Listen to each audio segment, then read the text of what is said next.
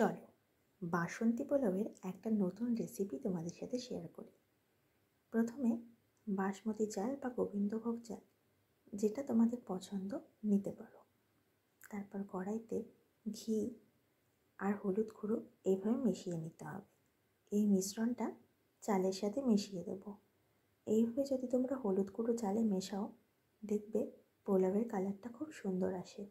তোমরা একবার অবশ্যই ট্রাই করে দেখো।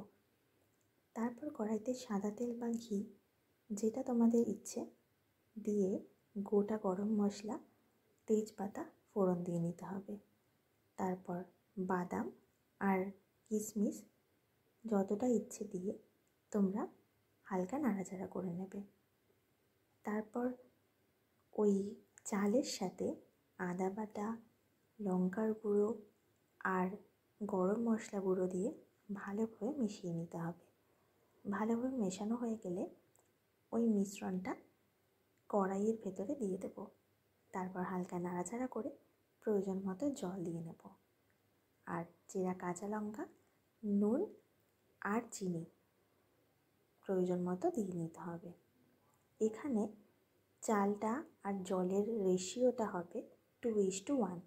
মানে ধরো যদি 2 কাপ জল হয় 1 কাপ চাল, তো এখানে আমি বোধহয় 3 কাপ চাল ইউজ করেছিলাম। তোমরা যতটা ব্যবহার করবে সেই অনুযায়ী জলটা ব্যবহার করবে। দেখো রান্নাটা হয়ে গেছে, কেমন ঝরঝরে পোলাও হয়েছে। দেখতেও যেমন লোভনীয়, খেতেও কিন্তু খুব ভালো হয়েছিল। তোমরা একবার অবশ্যই এটা ট্রাই করে দেখো।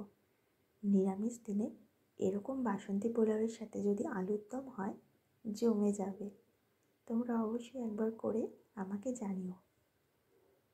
রেসিপিটা কেমন হলো অবশ্যই কমেন্ট করো। Thank you.